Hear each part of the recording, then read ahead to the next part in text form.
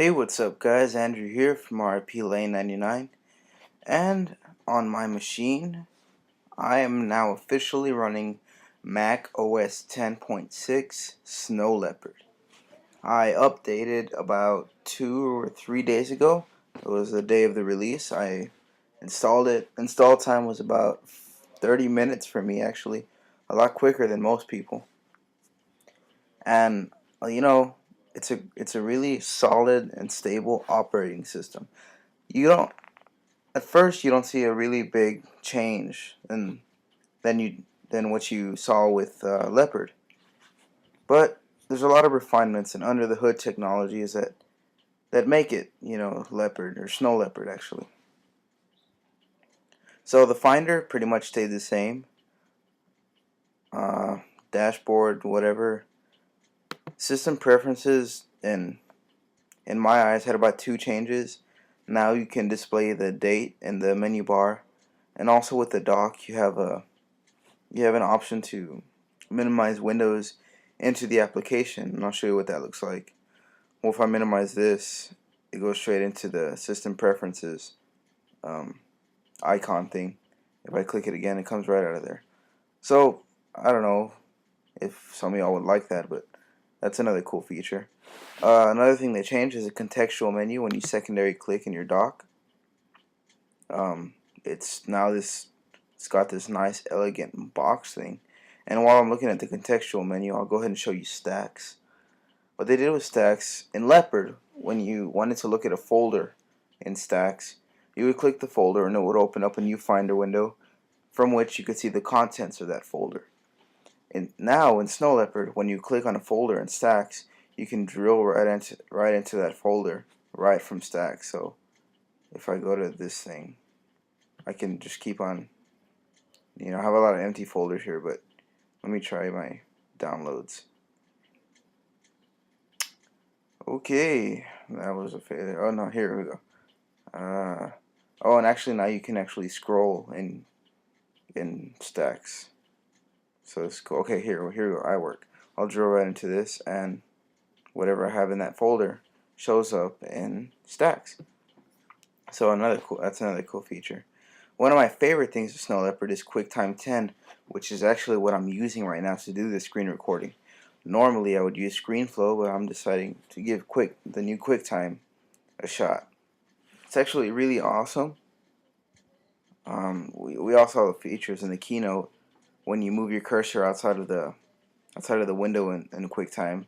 Say you're watching a movie, the controls, even the menu bar, actually disappear. So it's really just whatever you're playing there by itself on the screen. They've done a lot of refinements that add a lot of speed. So for one, I'm going to show you how fast Safari opens up. This may be different or alike to what y'all experience with Safari, but for me it's really fast.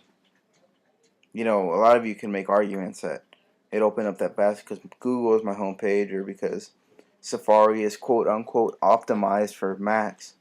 I think it's the operating system, because sometimes Safari it wouldn't open up that fast. Even when I had Leopard. Firefox still lags pretty much, but that's because it's Firefox. So it's not as good as Safari, in my opinion, anyways. A lot of you could argue differently, but hey, it's my video. I noticed that applications open up a lot quicker. Open up Mail here. That was pretty fast. Actually, the same goes with iChat and whatever applications I'm running. So other things I've noticed in Snow Leopard is shutdown time. The first time I shut down my laptop after installing Snow Leopard, it was about a 3-second shutdown. Incredible. That is unheard of. A 3-second shutdown. 3 seconds. As soon as I clicked shut down, the screen went blue, and then it shut down. As a matter of fact, it shut down faster than it took my fans to turn off. That is incredible. That is unheard of. For those of you that wondered, as I did when I installed Snow Leopard, no, Snow Leopard does not include the iLife and iWork suites. Unless you purchase the Mac box set, you're only getting the operating system. I'm pretty sure all the applications Leopard ran are also available or still compatible with Snow Leopard, considering they are still Mac OS 10. Here's a cool feature of another cool feature of Snow Leopard. Let me find a file here, document I don't need.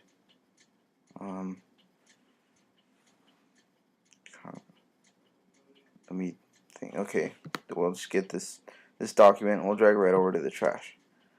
Okay, normally you come to the trash, you open it up, and you would right click this or a secondary click, and you would have the option to restore it or something. Now when you right click, you actually have the option to put back.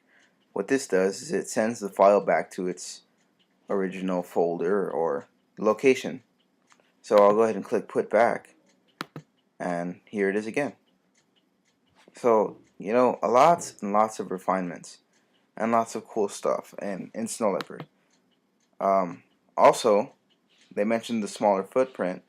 I had 82 gigabytes of hard drive space prior to installing Snow Leopard. When I checked how much memory I had afterwards, I now have 91.3 gigabytes. So that gave me about 9 gigabytes of space back. That pleased me. I like memory. I needed more memory anyways. I was actually thinking about investing in a larger hard drive because I was running out of memory quickly. But hey, 10 extra gigs can buy me another 6 months or so. So I really appreciated that. Other than that, it's really the whole Snow Leopard experience. You have to actually experience how smoothly everything runs. It's not really noticing how many awesome features it has. It's making sure that it works, and it works the way it says it's going to work. A prime example of what I'm talking about is AT&T's 3G network. Now 3G is awesome. 3G is a great idea. But in small towns that don't have large populations, sometimes you won't be able to catch a 3G signal. So you figure that before creating 4G, that they would make 3G available to everybody. It's really about, the first good idea working and working correctly. So instead of making a 4G network, which I know is Sprint's idea, maybe you should just make 3G work everywhere. It's a good idea if you think about it. But what I'm trying to get at is Apple made Leopard better. It's an improvement of Leopard. It's Snow Leopard. They didn't make a crappier operating system. They didn't add a whole lot of features, but they made it work better. And, since I already was in love with Leopard, I have no problem with a better operating system. It's just, it works better. You have to experience it. You have to share the Mac experience in order to know what I'm talking about. Everything just works when you want it to work. I open up Safari to do some homework. I want to go to YouTube. You have to share the experience. You have to actually use one. Supposedly they rewrote the Finder to make it lightning fast. Opening images is a lot faster. And, so far I can't argue with that. I have no proof that isn't true. All applications are running strictly in 64-bit.